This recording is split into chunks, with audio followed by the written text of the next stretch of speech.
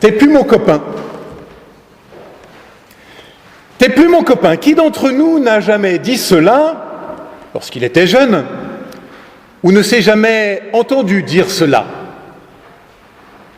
C'est l'une des grandes expériences de l'enfance, celle de la déconvenue, celle de l'amitié qui semble brisée, celle de la trahison aussi peut-être. Il y a une version adulte, bien sûr. Ah, t'es plus mon copain. Plus terrible encore. Celle des relations avec les parents ou les enfants qui deviennent impossibles.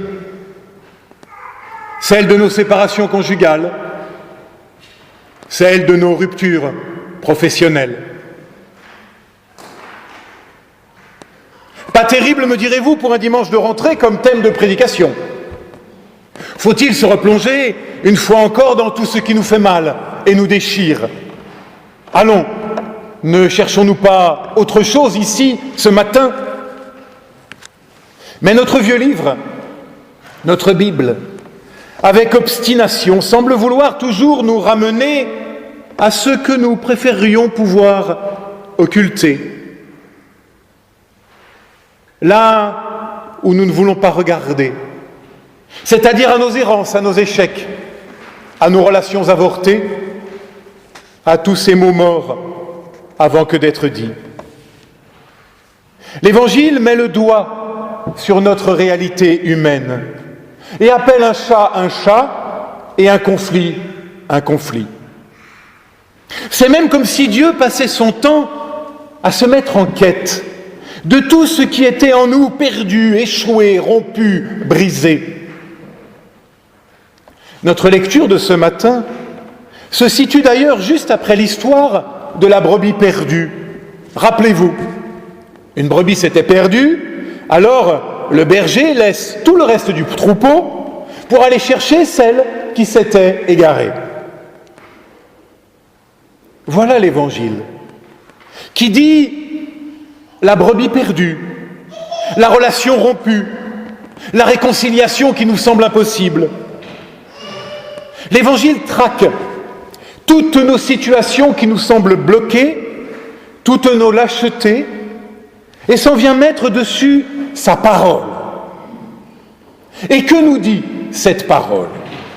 Cette parole nous dit, me semble-t-il, ce matin, deux choses. Premièrement, elle dit notre responsabilité, notre co-responsabilité ensemble. Si ton frère a péché contre toi, alors va et parle-lui. Je ne peux pas me laver les mains de la souffrance et de l'errance. Je dois faire tout mon possible pour me réconcilier avec l'autre. Que c'est cela, vivre en Église, vivre en frère ou en sœur. Oser se dire les choses et découvrir que cette parole peut être libératrice. Oser dire ce que tu as dit ou pas dit m'a fait mal et arriver ensemble à peut-être dénouer cette situation. Mais me direz-vous, pourquoi serais-je donc responsable de l'autre, ou plus précisément de notre relation? Eh bien, justement, parce que c'est mon frère, parce que c'est ma sœur. C'est cela la grâce de l'Évangile, c'est cela la vérité d'une paroisse, c'est cela que confère aussi le baptême. Il fait de nous, le baptême, des enfants de Dieu, mais alors s'il fait de nous des enfants de Dieu, il nous fait ensemble, frères et sœurs d'un même Père. Et cela sans que nous l'ayons choisi, car nous le savons bien, on ne choisit pas sa famille.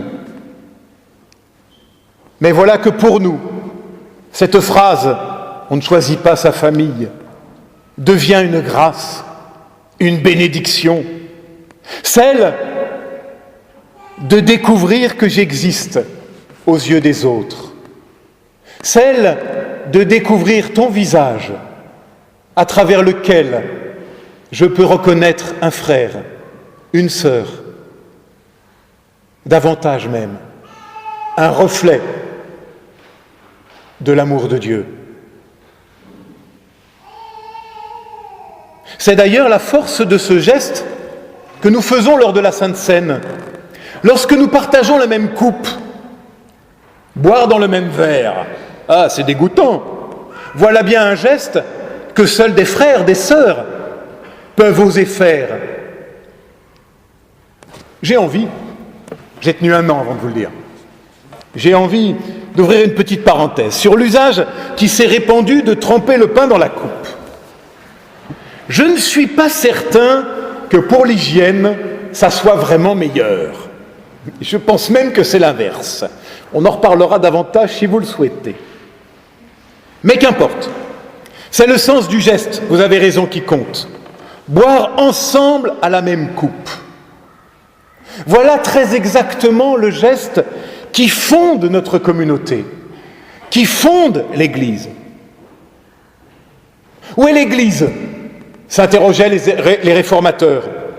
Eh bien, ils répondent unanimes, là où la parole est prêchée et les sacrements droitement administrés. C'est-à-dire là où l'on boit, en frères et sœurs, ensemble, à la même coupe. Mais revenons à notre texte, je m'égare. Il fonde, je l'ai dit, notre responsabilité envers l'autre. Et notre responsabilité dépend de notre fraternité.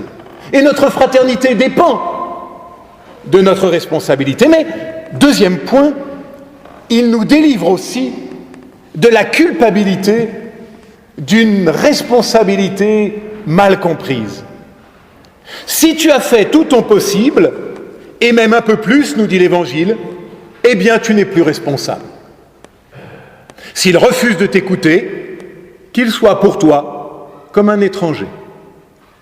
Ailleurs, Jésus emploiera une autre image, secoue la poussière de tes chaussures et continue ton chemin. C'est-à-dire, et l'image est d'importance, ne te laisse pas engluer par ton passé, ne te laisse pas engluer par tes échecs et tes errances. Oui, c'est vrai, parfois nous échouons, parfois l'autre n'écoute pas, parfois même cet autre n'est que moi-même et c'est moi qui n'écoute pas. Oui, c'est vrai, ça existe. Et non, nous ne sommes pas meilleurs que les autres. Mais il y a là cette parole qui nous dit « Va, reprends la route », parce que personne ne se réduit jamais à ses échecs et à ses errances. Ni toi, ni moi. Alors va. Va vers la brebis perdue en toi, comme Dieu va vers tous ceux qui se perdent. Va et tente simplement d'être en vérité. Rien d'autre ne t'est demandé, sinon de ne pas tricher. Car les tricheurs, l'Évangile les appelle pharisiens hypocrites. Et dans la bouche de Jésus, ce n'est pas vraiment un compliment. Va, reprends la route, car après, il sera trop tard, dit l'Évangile. Car c'est aujourd'hui, ici-bas, maintenant, que tout se décide. Dans cette vie-là, celle-là, la tienne, la mienne, cette vie pourtant si souvent médiocre, et pourtant cette vie que Dieu aime. Et nous en arrivons à ce verset étonnant. Tout ce que vous lirez sera lié, tout ce que vous délirez sera délié sur la terre comme au ciel. Cette phrase nous renvoie à l'aujourd'hui de la foi, à l'ici et maintenant de la vie. Il n'y a plus désormais de place pour un en haut, un ailleurs mythique devant lequel notre vie terrestre ne serait qu'une sorte de répétition. Nous retrouvons ici la réalité du Notre Père sur la terre comme au ciel, parce qu'il n'y a plus désormais d'ici-bas d'un côté et de là-haut de l'autre. Il n'y a plus en Christ qu'un ici-haut, où chaque geste, chaque parole porte désormais son poids d'éternité.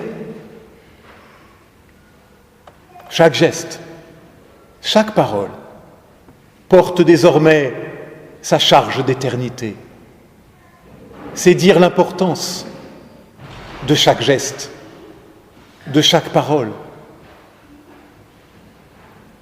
Tout ce que vous lierez sera lié, tout ce que vous délierez sera délié sur la terre comme au ciel.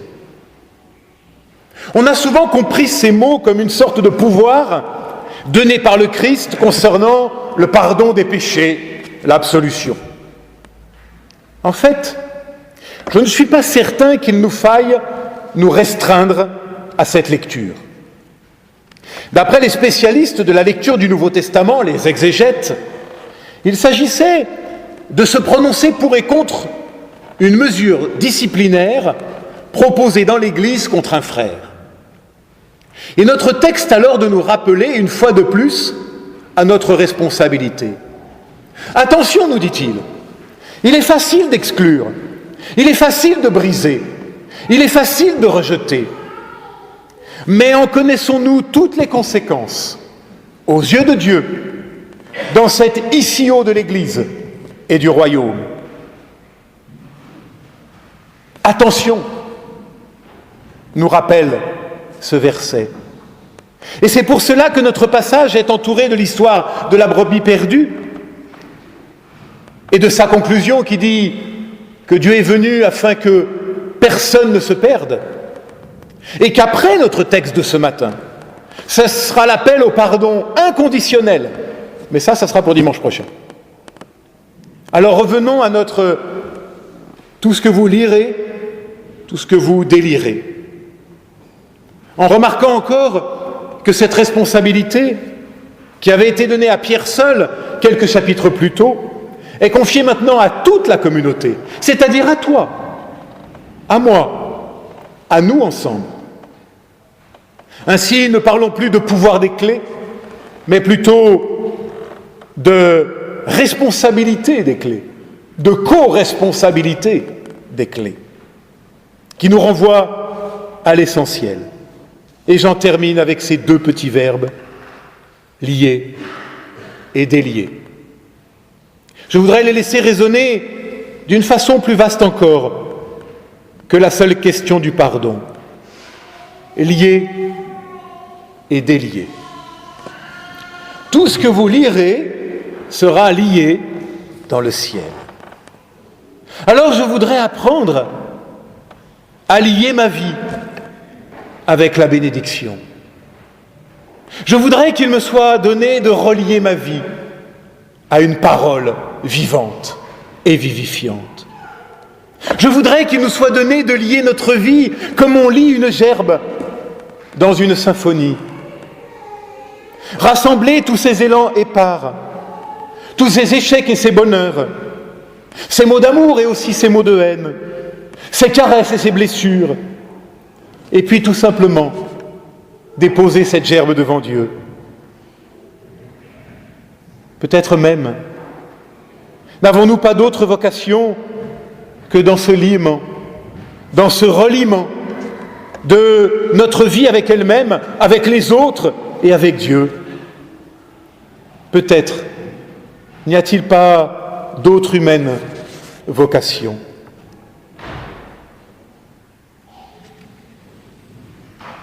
Mais je voudrais que me soit donné aussi le déliement. Car il n'y a pas de plus haute vocation que de délier l'homme de tout ce qui l'emprisonne, le retient, l'enchaîne à son banc de galériens du désespoir, prisonniers que nous sommes de tant de nœuds qui nous étouffent en silence. Car oui, ma sœur, mon frère, notre Dieu est le Dieu du déliement. Du déliement. Lui, Dieu qui, comme le disait Peggy, a par son Fils les bras de sa justice éternellement liés pour éternellement délier les bras de sa miséricorde. Pour éternellement délier les bras de sa miséricorde. Alors oui, Seigneur, donne-nous la parole qui délie ce qui était à l'ancrage depuis trop longtemps dans le deuil de nos vies. Donne-nous cette liberté d'aller vers l'autre et de risquer une parole de réconciliation. Et si elle s'avère impossible, libère-nous aussi de cette volonté de vouloir toujours tout maîtriser afin de savoir repartir vers d'autres rivages. Apprends-moi enfin le poids de chaque mot, de chaque geste. Rends à nos vies leur poids d'éternité. Nous ignorons trop souvent que nos vies sont des traces d'éternité, parce que tu es là, en Christ, présent au milieu de nous. Amen, je vous le déclare, si deux d'entre vous, sur la terre, se mettent d'accord pour demander quoi que ce soit, je serai au milieu d'eux. Ici, un ultime piège nous guette peut-être, celui de comprendre ces mots comme la promesse d'un exaucement magique de toutes nos prières. Mais Dieu n'est pas le grand marionnettiste de nos vies. Non, ce qui nous est promis ici, c'est la présence du Christ. Chaque fois que nous nous rassemblons et que nous l'invoquons, la présence du Christ entre nous, la nouvelle est colossale. C'est maintenant au cœur de nos humaines relations que se joue désormais en Christ la rencontre avec Dieu. Dieu n'est plus à chercher là-haut, mais entre nous. Dieu se tient dans cet entre nous afin de redonner sel à nos relations, d'illuminer toutes nos rencontres. Christ au milieu de nous, même au milieu de nos échecs, de nos colères ou de nos lâchetés. Et c'est cela que nous voulons vivre encore une fois cette année ensemble. C'est cette expérience-là qui nous fonde, nous relève et nous envoie. Ô Dieu, rends-nous présents à nous-mêmes et aux autres, puisque tu t'es toi-même rendu présent à chacun de nous et entre nous, pour éternellement nous lier à toute bénédiction, pour éternellement nous délier de toute affliction, qu'il nous en soit ainsi. Amen.